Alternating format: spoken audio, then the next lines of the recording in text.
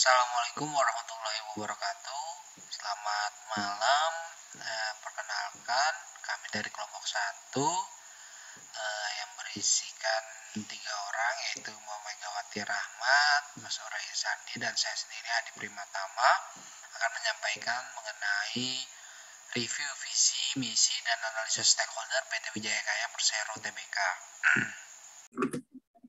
Baik, terima kasih. Saya Megawati akan coba melanjutkan mengenai PT Wijaya Karya. Wijaya Karya merupakan salah satu perusahaan BUMN yang berfokus pada bisnis kontraktor electrical dan plumbing installation yang kemudian sekarang berubah menjadi kontraktor pekerjaan sipil dan bangunan. Pada tahun 2007, Wika go public dengan melepas sahamnya sebesar 28% kepada publik dan sisanya tetap dimiliki oleh negara. Tahun 2019, Wika sendiri telah berkomitmen meluncurkan visi misi terbarunya, yaitu memberikan investasi yang berkelanjutan dalam bidang engineering, procurement, and construction EPC, di mana dalam tahun 2030 akan menciptakan produk yang selaras pembangunan yang berkelanjutan agar menciptakan kehidupan yang baik. Nah, ini sekilas visi misi dari Wika, di mana visinya itu leader in sustainable investment for better quality of life. Misinya terdiri 7 poin, yaitu deliver integrated and sustainable services and product based on excellent quality, safety, health, and environment principles, ensure sustainable growth through smart investment portfolio, provide integrated area development for a better living to society, provide collaborative services beyond stakeholders' expectation, establish footprints worldwide through innovative and advanced technology, implement learning and innovation culture in order to intensify global competitions, enhance local value, offer leadership practices to build holistic well-being. Dari karakteristik visi milik Wika sendiri, kami sudah mencoba mengulas, yaitu leader in sustainable investment for better quality of life, di mana kami mendapatkan ada 4 poin yang menarik, yaitu inspiring, desirable, focus, visible. Tapi ada 3 hal yang menurut kami perlu untuk di-improve atau diperbaiki, di mana incomplete atau tidak jelas atau belum lengkap, kemudian not distinctive juga menjelaskan bahwa kurang adanya kejelasan, serta difficult to communicate, di mana visinya ini sendiri agak sulit untuk disampaikan. Melalui visi kami mencoba untuk menganalisa di mana kondisi saat ini dan di masa depan untuk bisnis produknya sendiri. Saat ini kita berfokus pada industri of infrastruktur, bangunan, energi, pabrik, industri, PLT properti, dan investasi. Wika akan berfokus pada kontraktor sipil dan bangunan, serta investasi dan EPC yang berkelanjutan. Saat ini, market Wika masih dominasi di Indonesia. Di masa yang datang, harapannya akan berdominasi di Asia Tenggara. Saat ini adalah pemerintah Republik Indonesia dan investor yang merupakan dari orang-orang yang penting atau pihak yang penting dalam hubungan kerjasama Wika, tapi di masa yang datang diharapkan lebih banyak dominasi dari Asia Tenggara. Kapabilitas dari organisasi sendiri saat ini masih fokus pada pemegang saham, karyawan, dan lainnya, tapi di masa yang datang fokus dari Wika adalah lebih kepada memberikan kehidupan yang baik, tidak hanya internal tapi juga lingkungan dan sosial. Saat ini culture dari perusahaan itu lebih banyak mengeksplorasi dan menciptakan hal baru melalui langkah antisipatif dan inovatif, tetapi di masa yang datang lebih fokus kepada bagaimana mengeksplorasi kearifan lokal agar dijadikan budaya kerja menuju pasar global. Kompetensi untuk Wika saat ini lebih pada pengembangan evaluasi kerja, evaluasi hard competence sesuai dengan kondisi operasional lapangan. Di masa yang datang lebih kepada mengeksplorasi kepetengan pegawai melalui soft and hard competence melalui untuk menghadapi pasar global. Sementara untuk proses sendiri saat ini lebih banyak unit-unit bisnis atau anak usaha kurang terintegrasi, tapi nanti di masa yang akan datang diharapkan seluruh unit bisnis dan anak usaha lebih terintegrasi dalam bisnis EPC. Saat ini perilaku dari organisasi agak sedikit kaku, di masa yang datang diharapkan lebih agile atau lebih lincah dalam menghadapi perubahan. Selain itu, struktur dari organisasi sendiri saat ini terdiri dari 17 anak perusahaan dan 12 investasi. Di masa yang datang akan terkelola dalam satu holding EPC. Nah, EPC-nya sendiri saat ini menyediakan produk unggulan yang terintegrasi di layanan EPC dan investasi untuk infrastruktur, bangunan, energi, pabrik, industri, dan properti kemudian memberikan kepuasan kepada pemangku kepentingan utama, lebih kepada stakeholder internal di masa yang akan datang. Harapannya lebih banyak berfokus pada layanan dan produk revisi terintegrasi, berkelanjutan, kemudian berdasarkan prinsip kualitas, keselamatan, kesehatan yang baik, dan memberikan portofolio investasi cerdas. Pada visi Wijaya Karya pun kami sudah mencoba untuk mengeksplorasi lebih lanjut mengenai parameter, kegiatan, dan indikatornya. Kami mendapati bahwa visi dari Wika sudah tertera mengenai kepemimpinan di dalam kegiatannya sendiri. Sudah tersedia advanced leadership program yang melatih aspek kompetensi manusia baik soft skill maupun hard skill. Contohnya sudah ada pusat kepemimpinan Wika Pratama dan pusat kepemimpinan Wika Satria. Indikatornya ini tertera dalam KPI, kemudian juga merupakan kualitas pemimpin untuk dengan etos kerja yang tinggi, kearifan lokal sesuai dengan BCG atau Good Corporate Governance. Kemudian pada poin kedua yaitu Sustainable Investment. Ini kegiatannya sebagai contoh sudah mulai mengembangkan usaha tanpa mengabaikan kepedulian sosial dan lingkungan. Targetnya adalah juga memberikan kepuasan kepada stakeholder, yaitu investor dan masyarakat publik, dan terciptanya lingkungan yang lebih baik. Kemudian pada parameter EPC atau Engineering, Procurement, and Construction, di sini juga sudah terbentuk beberapa kegiatan seperti properti investasi gedung dan infrastruktur. Nah, dengan indikatornya yaitu menyediakan produk dan jasa di bidang engineering, procurement, dan construction. Kemudian untuk parameter for better quality of life, saat ini kegiatannya sudah menghasilkan produk dan jasa yang antisipatif terhadap perubahan kebutuhan dan inovasi. Dengan indikator meningkatkan kesejahteraan baik internal dan sekitar perusahaan atau stakeholder yang dimana di sini berkaitan dengan lingkungan dan sosial. Kami juga mengeksplorasi tentang keefektifan dari pernyataan misi PT Wijaya Karya, di mana kami sudah mendapatkan beberapa poin, yaitu ada product and services, concern for survival, growth, and profit, kemudian juga berfokus pada customer, concern terhadap public image, teknologi, self-concept, membahas juga tentang market, juga membahas tentang kepedulian terhadap pegawai. Tetapi di sini kami tidak mendapati poin filosofi. Sama seperti metode eksplorasi pada visi, di misi juga kami mencoba untuk mengecek parameternya dan contoh kegiatan serta indikatornya apa. Kemudian pada misi kami mendapati fokus pada customer, yaitu sudah ada kegiatannya berupa pelayanan service excellence. Di sini targetnya atau indikatornya adalah terciptanya kepuasan pelanggan. Pada produk ataupun jasa, di sini kita sudah tersedia bahwa Wika sudah menyediakan infrastruktur dan bidik, ground property, construction yang baik, integrated and transportation system.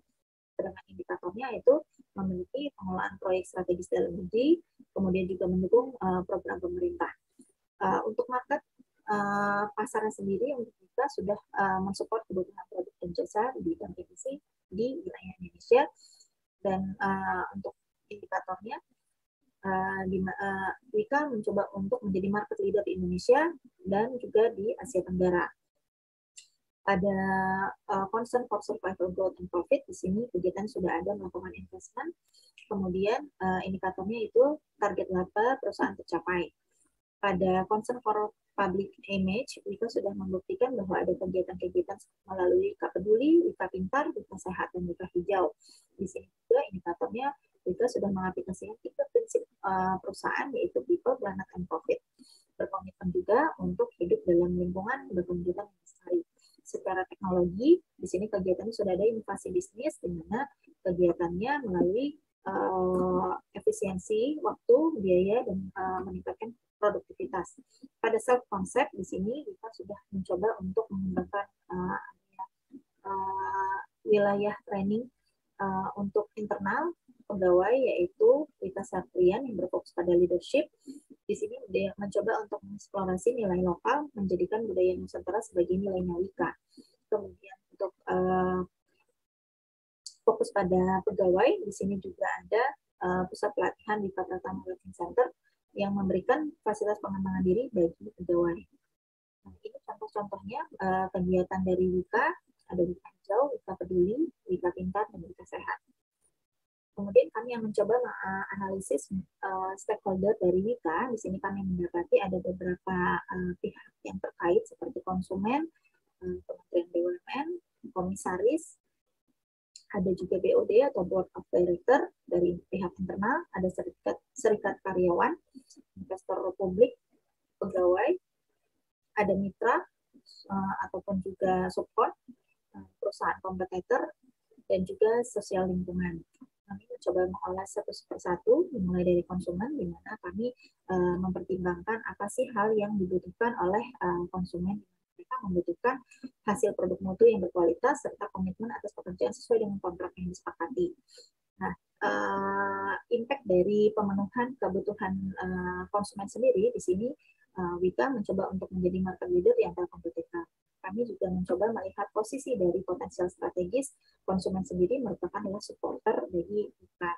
Kementerian BUMN. Kementerian BUMN merupakan representatif dari negara di mana Wika masih dimiliki sebagian besar sahamnya oleh pemerintah atau negara. Di sini harapannya Kementerian BUMN bisa menerima imbal balik laba atas bisnis. Kemudian atas secara image perusahaan, mereka akan diharapkan Wika dapat memberikan kepercayaan publik sebagai perusahaan negara untuk pekerjaan pelayanan publik. Perusahaan BUMN juga diharapkan untuk menjaga kelestarian lingkungan dan memberikan dampak positif bagi lingkungan sosial.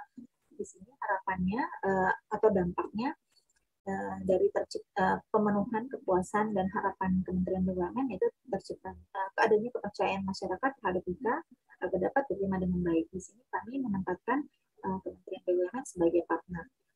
Kemudian yang ketiga adalah komisaris. Komisaris merupakan bagian dari manajemen perusahaan, di mana harapan dari komisaris sebagai stakeholder yaitu perusahaan yang dapat berjalan sesuai dengan aturan hukum yang berlaku. Kemudian perusahaan juga dapat menjalankan visi dan misi dan nilai perusahaan sesuai dengan keyakinan bersama. Kemudian juga impact terhadap pemenuhan kebutuhan dari komisaris sendiri agar masyarakat puas terhadap kinerja Wika. Kemudian juga di sini kami menempatkan komisaris sebagai partner. Selanjutnya, Board of Director atau jajaran direksi. Kepentingan dari jajaran direksi adalah mengamankan target perusahaan agar tercapai, menjamin produk dan yang dihasilkan sesuai dengan mutu yang dilakukan konsumen, menjaga hubungan baik antara masyarakat, internal, birokrasi, dan mitra kerja, menjamin harapan investor agar mendapatkan imbal baik sesuai dengan yang diharapkan. Nah, dampak dari pemenuhan kebutuhan para direksi, terciptanya kepuasan masyarakat, kepuasan mitra, kepuasan investor, dan juga kepuasan pegawai. Di sini kami menempatkan jajaran direksi sebagai partner. Kemudian dilanjut kepada serikat karyawan. Serikat karyawan merupakan pihak yang menaungi kepentingan-kepentingan pegawai. Di sini mereka memiliki kepentingan yaitu memastikan dan melindungi hak-hak pegawai sesuai dengan peraturan yang berlaku. Kemudian juga dampak dari pemenuhan kebutuhan dan juga kepentingan dari serikat karyawan yaitu kepuasan pegawai atas kesejahteraan dan karir. Di sini serikat karyawan kami tempatkan sebagai observer. Kemudian adalah investor publik. Investor publik memiliki kepentingan itu mendapat imbal balik dari investasi yang menarik. Dampak dari pemenuhan kepuasan investor yaitu kepercayaan publik kepada Wika. Di sini kami menempatkan investor publik sebagai partner. Yang selanjutnya adalah pegawai, di mana pegawai memiliki kepentingan yaitu mendapatkan kesejahteraan hidup, mendapatkan perlindungan hak pegawai, kemudian juga mendapatkan perlindungan dari kecelakaan kerja dan mendapat kesempatan jenjang karir. Dengan terpenuhinya kepentingan dari pegawai, di sini akan terciptanya kepuasan pegawai atas kesejahteraan dan karir. Di sini kami menempatkan pegawai sebagai partner. Yang selanjutnya adalah mitra atau subkon, di mana mitra dan subkon yang bekerja sama dengan Wika berharap untuk mendapatkan imbal pembayaran sesuai dengan kontrak kerja, mendapatkan kesempatan untuk mengikuti proses tender sesuai dengan GCG. Nah, dampak impact atau impact dari pemenuhan kepentingan mitra dan subkon, kepuasan mitra atas kerjasama dengan kita yang aman dan menguntungkan. Di sini kami menempatkan mitra dan subkon sebagai partner. Kemudian kompetitor, baik dalam maupun di luar negeri. Nah, kepentingan dari kompetitor yaitu mendominasi pasar dan menjadi market leader, menjaga iklim kompetensi pada pasar dalam dan luar negeri. Nah, impact-nya itu menciptakan iklim kompetisi yang sehat. Di sini kami memplot perusahaan kompetitor sebagai enemy. Sosial lingkungan, kepentingan dari sosial lingkungan mendukung kegiatan dan aktivitas perusahaan berada di lingkungan masyarakat. Impact-nya adalah menjaga hubungan baik dengan perusahaan, bisa meningkatkan perekonomian sekitar perusahaan. Di sini kami menempatkan sosial lingkungan sebagai observer. Ini kami coba memplotkan seluruh stakeholder yang berkaitan sama WIKA dalam matriks stakeholder. Ada enemy, partner, observer, dan supporter. Kemudian kami juga mencoba menelaah faktor-faktor eksternal yang mempengaruhi dari WIKA. Ada beberapa, yaitu ekonomi, teknologi, kemudian industri, sosial, politik. Kami mulai dulu dari ekonomi, di mana kami mendapatkan beberapa fakta yang berkaitan dengan ekonomi yang mempengaruhi dari performa dan kinerja WIKA. Salah satunya itu adalah kurs mata uang rupiah yang selalu bergerak, ada krisis ekonomi, perubahan suku bunga, kebijakan resolusi hutang, serta inflasi. Di sini ada beberapa yang berupa ancaman dan juga ada satu yang berupa peluang, yaitu kebijakan resolusi hutang. Hal-hal ini cukup mempengaruhi, ada yang waktunya urgent, kurang dari 1 tahun, ada yang 3-5 tahun, ada yang 1-5 tahun. Untuk teknologi sendiri, kami menempatkan ada faktor eksternal berupa inovasi pada produksi, serta juga ada digitalisasi. Di sini kami lihat sebagai peluang. Kemudian pada fakta industri, bahwa sudah ada industri EPC, engineering, procurement, dan construction. Di sini kami melihat sebagai potensi laba dan profit, dan kami masukkan dalam peluang. Untuk fakta sosial, kami mendapati ada kemiskinan dan juga perubahan regulasi tenaga kerjaan. Di sini kami tempatkan sebagai ancaman. Tingkat urgensinya ada yang 1-3 tahun, ada yang 3-5 tahun. Kemudian salah satu isu yang juga cukup memberikan ketidakpastian kepada kinerja perusahaan yaitu pemilu dan juga isu politik. Di sini kami menempatkan fakta politik sebagai ancaman. Kemudian kami mencoba untuk melakukan penilaian melalui tingkat signifikansi bobot dan pemberian bobot dan rating. Nah, kami mendapatkan bahwa matriks eksternal faktor evaluation dari PT WIKA yaitu dengan total skor 2,62, di mana skor per bobot lebih dari 2,5. Hal ini membuktikan bahwa WIKA responsif terhadap peluang dan ancaman yang datang terhadap perusahaan. Oke, makasih Mega. Di sini saya akan melanjutkan mengenai internal factor evaluation pada WIKA, di mana kita ada kekuatan dan kelemahan, di mana kekuatan ada 5 poin, yaitu perusahaan BUMN yang dengan saham terbesar dari pemerintah, terus memiliki kesempatan prioritas untuk menangani kodeksasi nasional, perusahaan teragu global, menghasilkan produk efisien berkualitas dan transparansi laporan keuangan.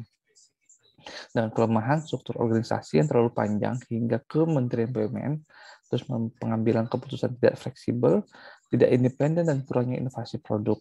Nah, di sini dari rating dapat dilihat skor terbobotnya, dengan kesimpulan skor terbobot dari IV-nya 2,53. Untuk strategic objektif inisiatif dan program, di sini ada perspektif keuangan dan sasaran strategik WIKA pada tahun 2002 mempunyai laba naik 20% setiap tahun. Dan KPI kinerja keuangan pasar. Di sini ada 6 poin, yaitu net profit, penjualan, pesanan baru, collection period, net cash flow, dan ratio. Untuk bobot tertinggi 0,07 terjadi pada 5 poin pada net profit, penjualan, pesanan baru, closing period, dan cash flow. Di mana masing-masing punya programnya. Untuk perspektif pelanggan, strategi strategiknya itu menjadi market leader di pasar EPC dan KPI GSI, yaitu Customer Satisfaction Index, penanganan keluhan pelanggan, dan market share. Terus proses internal dan sasaran strategik Zero Accident Company dan perspektif pembelajaran dan pertumbuhan dengan sasaran strategik survei kepuasan pegawai target. Nah, di sini masing-masing mempunyai bobot dari masing-masing strategik dan program masing-masing. Itu seperti contoh pada program pembelajaran pertumbuhan, yaitu pada CPC, coaching, monitoring, dan counseling, gitu, yaitu programnya melakukan training, melakukan program assessment, membuka hotline untuk komunikasi internal terkait kepegawaian, dan melakukan training. Untuk sasaran jangka panjang dari proses keuangan pelanggan, proses internal pelajaran dan pertumbuhan, di sini diharapkan pada keuangan pendapatan WIKA tahun 2026 diharapkan mencapai 57,23 triliun rupiah dengan laba net 523,5 rupiah dan aset mencapai 171,69 rupiah. Pelanggan dan market share diharapkan 28,85% dan omset luar negeri mencapai tahun 2006 527,81 miliar rupiah. Itu. Untuk IT diharapkan mencapai 4,8% pada tahun 2026 dengan survei kepuasan pelanggan mencapai 100%. Di sini mengenai Blue Ocean Strategy, di mana WIKA memperkuat kontak baru sektor energi dan industri plan.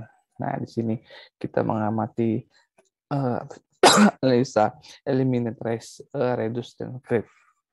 Untuk eliminate, pekerjaan administrasi yang bersifat manual diharapkan di-eliminate, dan pekerjaan produksi massa yang bersifat manual, investasi yang tidak memberikan bagi hasil tidak sesuai dengan cash flow money.